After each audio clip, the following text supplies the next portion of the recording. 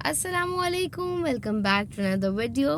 Particularly ये वाला जो वीडियो है ये है एक बहुत इनकमिंग ड्रामा आजकल चल रहा है जिसके बारे में काफ़ी मार्केट में काफ़ी इन है और काफ़ी लोग बातें भी कर रहे हैं उसके लिए।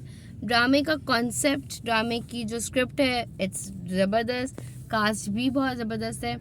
अच्छा जी, ड्रामा है बेबी बाजी।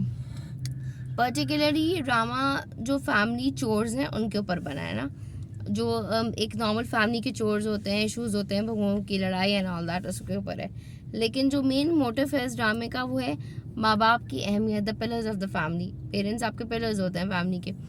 और दिखाया ये गया है कि जो हेड ऑफ द फैमिली है उनकी जब डेथ होती है, जाहिर है बाप वो मजबूत सतून होता है जो कि पूरी इमारत को संभाल के रखता है। बाप की डेथ के बाद जो इश्यूज हैं वो दिखाए गए कि माँ जो है, पर्टिकुलरली बेटे कहते हैं, एक बेटा कहता है हम एक महीने के लिए माँ को अपने पास रख लेंगे।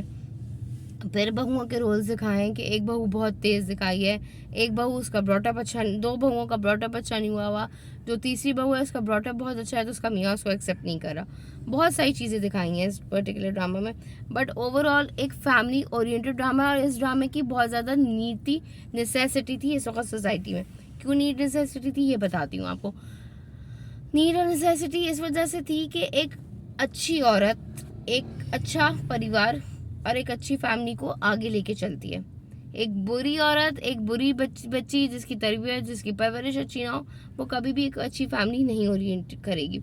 हमेशा एक चीज़ मैंने जो ज़िंदगी से सीखी है, जो ज़िंदगी के तजुर्बों ने मुझे बताई है और दिखाई है, वो ये है कि मर्द जो है वो घर सुतून बनाता है, मतलब पिलर्स बनाता है घर के अंदर की जो इमारत होती है, घर के अंदर को जो सेजना होता है, उसको जो संभालना होता है, उसको जो मजबूत करना होता है, वो औरत करती है हमेशा। अगर अच्छी औरत होगी घर की पिलर्स मजबूत होंगे, बुरी औरत होगी, परवरिश अच्छी नहीं होगी तो नहीं होगी। सिर्फ ये नहीं कि आप औरत ही की परवरिश पे बहुत ध्यान दें, आपको बेटों की परवरिश पे भी बहुत ध्यान देना चाहिए। ख़ास तौर पे एक मर्द को, आप जिंदगी भर अपनी माँ के साथ रहते हो, अपने बहन भाइयों के साथ रहते हो, तो एक पर्टिकुलर बंदी जब आपकी लाइफ में इंडल्ज होती है, वो आपके कान भरना शुरू करती है, तो आप कैसे उसकी बातों में आ सकते हो कि नहीं यार तुम सही कह रही हो, वाकई मेरी माँ ने ऐसा किया होगा। अब इसमें वासिफ का रोल बहुत ही वीक और बहुत ही बुरा दिखाया है कि उसको दिखाया है कि इस तरह का बंदा है कि वो अपनी माँ के लिए स्टैंड नहीं ले सका अपनी बीवी के आगे, और खैर उसकी बीवी को भी बहुत ही बदतमीज और बुरा दिखाया है। वो तमाम माँ बाप जिनकी इकलौती बेटियां होती हैं, इकलौते होने का ये मतलब हरगिज़ नहीं है कि आप बच्ची की तरबियत पे उस पर ध्यान ना दें। आपको बच्ची की तरबियत पे बहुत ज़्यादा ध्यान देना चाहिए। क्यों? आपकी बेटी जब किसी दूसरे घर जाएगी तो वो रिप्रेजेंट करेगी आपके फैमिली इन्वायरमेंट को, आपके फैमिली स्ट्रक्चर को। अब अज़रा का भी सेम वही मोटिव दिखाया, अज़रा का भी सेम वही चीज़ दिखाई है कि अज़रा का भी ब्रॉटअप बहुत बुरा हुआ।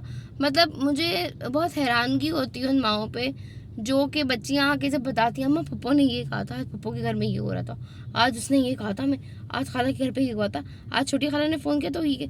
मतलब आप ध्यान जब देते हो ना बच्चों की बात पे और आप उनसे पूछना शुरू करते हो, तो ये पर्टिकुलर चीज़ बच्चे में पुख्ता हो जाती है। वो फिर यही सब चीज़ें ग्रो करती हैं और वो एक इस तरह की औरत बन जाती है जो कि सिर्फ लगाई बुझाई करना चाहती है, इसकी उससे, इसकी टो में रहना, उसकी टो में रहना, ये वाली चीज़ें करती है। तो इन चीज़ों पे हमें खुद इनिशियली बहुत फोकस करना चाहिए। अगर अज़रा की अम्मा ने ध्यान रखा होता तो आज वो ऐसी ना होती, इस किस्म की ना होती। अस्मा को एक बहुत ही स्वीट लड़की दिखाया गया है जिसके पेरेंट्स की डेथ हो गई है, जिसका मैका कराची में नहीं है, लाहौर में है, और उसको स्ट्रॉन्ग नहीं दिखाया गया, थोड़ा सा वीक दिखाया है। फिर आहिस्ता आहिस्ता वो अपने आप को स्ट्रॉन्ग करती है, जॉब करना स्टार्ट करती है, इंडिपेंडेंट होती है। इंडिपेंडेंट होना कोई बुरी बात नहीं है, लेकिन इंडिपेंडेंट होने के साथ साथ रिस्पॉन्सिबल होना बहुत बड़ा मोटिव है। मैं अक्सर सुनती हूँ खवातीन से, जॉब के साथ घरदारी नहीं चल सकती।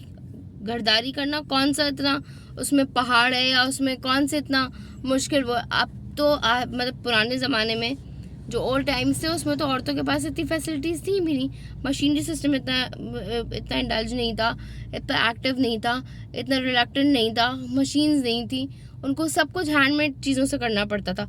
बट क्या उन औरतों ने अपने बच्चों को नहीं पाला? क्या उन्होंने अपने बच्चों को तरबियत नहीं की? क्या उन्होंने बेहतर बच्चे नहीं दिए? माशरे को बहुत बेहतर बच्चे दिए, बहुत अच्छे बच्चे दिए। आजकल की औरतों का एक ही मुद्दा होता है, एक ही रोना होता है, हम नहीं कर सकते, हमारे बस का नहीं है, मैं क्या करूं, मैं कैसे करूं। इंडिपेंडेंट होना प्लस अपने घर की रिस्पॉन्सिबिलिटीज़ को लेके चलना एक बहुत बड़ा, मैं सब औरतों को नहीं कह रही, मैंने बहुत सारी ऐसी मीडिया की औरतें देखी हैं, not only media industry, different industries, different sectors में देखा है, जो कि बहुत अच्छे से दोनों चीज़ें करती हैं। तो मतलब अस्मा को भी सेम वैसे ही दिखाया उन्होंने, पोर्ट्रे किया कि वो इंडिपेंडेंट भी है, प्लस वो जो है अपने हाउस चोर्स भी बहुत अच्छे से संभालती, लेकिन उसका हस्बैंड अच्छा नहीं है। छोटा वाला बेटा वो बहुत रिस्पॉन्सिबल, बहुत टची दिखाया, और उसका मोटिव सही भी था कि वो अपनी माँ, वो कहता है कि यार 4 बेटे होने के बावजूद मेरी माँ ओल्ड एज होम में क्यों। तो ये एक बहुत बड़ा एक थॉट प्रोसेस था कि that's true, if you have so many sons. तो आप, अब मैं हमेशा एक चीज़ सोचती हूँ कि मुझे हमेशा मेरी अम्मा बचपन से एक बात बोलती आ रही है, एक माँ बाप 10 बच्चे पाल देते हैं, 10 बच्चे बल्कि एक माँ बाप को नहीं पाल पाते, तो ये बहुत गलत है। हाँ, आप तो इन रिटर्न कर ही नहीं सकते जो माँ बाप आपके लिए करते हैं, हम कभी नहीं इन रिटर्न कर सकते। तो अगर हम अपने माँ बाप को अपने साथ रख लें तो इसमें कोई, मेरे ख्याल से कोई प्रॉब्लम नहीं है।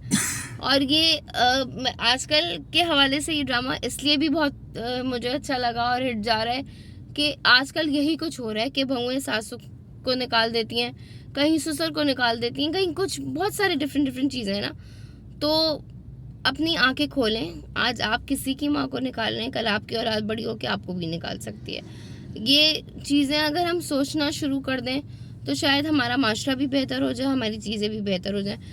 बट इनिशियली मुझे जमाल का रोल बहुत अच्छा लगा कि उसने इनिशिएटिव लिया, उसने उसको डिवोर्स नहीं किया, उसने उसको कुछ नहीं किया, उसने सीधा जो चीज़ उसने उसकी माँ के साथ की वही चीज़ उसने उठा के की कि उसको बाहर। अब इस पर भी बहुत लोग बोलेंगे, अब वो ख़वातीन जो अज़रा के फेवर में होंगी वो यही सब कुछ बोलेंगी कि शुरू से सास का एटीट्यूड सही नहीं था, उसके साथ ऐसा था वैसा था।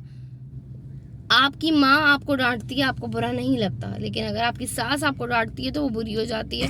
वो 10 लोगों में उसको आप जो है वो पर्टिकुलरली हाईलाइट भी करना शुरू कर देते हो, आप उसके लिए बातें भी करना शुरू कर देते हो। क्यों? माँ डांटती है तो बुरा क्यों नहीं लगता? माँ से भी इसी तरह बात करो ना, माँ को भी ऐसे ही बुरा बुरा बोलो जैसे सास को बोलते हो। हम नहीं बोलते, क्यों? क्योंकि हमें ये लगता है कि माँ हमारे फेवर में है, सास हमारे अगेंस्ट। ऐसा नहीं है, सास भी आपके फेवर में होती है। देखें, ताली 2 हाथ से बजती है, 1 हाथ से नहीं बजती ना। आप अच्छे होंगे तो इन रिटर्न आप मोहब्बत दोगे तो आपको मोहब्बत मिलती है, आप मोहब्बत नहीं दोगे तो आपको कुछ भी इन रिटर्न नहीं मिलता, आपको मोहब्बत कभी भी नहीं मिलेगी। तो गिव एंड टेक का प्रोसेस होता है। ससुराल वालों के साथ भी आप इज़्ज़त देते हैं तो इज़्ज़त मिलती है, आप इज़्ज़त नहीं देते तो नहीं मिलती। खैर, अब इस पॉइंट ऑफ व्यू पे बहुत सी ख़वातीन मुझे ये भी बोलेंगे ऐसा नहीं है, हम हमेशा इज़्ज़त देते हैं मगर हमें नहीं मिलती, हमें ये नहीं होता, हमें वो नहीं होता, ससुराल बुरा ही होता है। हर ससुराल बुरा नहीं होता, ना हर बहू बुरी होती है, ना हर सास बुरी होती है। ये आपका टेक एंड गिव प्रोसेस है, आपका जो हमारा ब्रेन प्रोसेस करता है ना चीज़ें, तो ये हमारे ब्रेन का प्रोसेसिंग सीपीयू यूनिट होता है जो कि पॉजिटिव को भी नेगेटिव ले रहा होता है। तो अगर हम पॉजिटिव को पॉजिटिव लेना स्टार्ट कर दें तो जो नेगेटिविटी हमारे अंदर बढ़ती है ना वो एरिडिकेट हो जाएगी, ख़त्म हो जाएगी हमारे अंदर से। And for that we need to stay calm, stay peaceful, stay quiet. ज़बान एक ऐसा टूल है, अल्लाह ताला का गिफ्टेड ऐसा टूल है जो कि वो कहते हैं ना कि कमान से निकला हुआ तीर और ज़बान से निकली हुई बात वापस नहीं आती कभी। तो that's true, that's very true.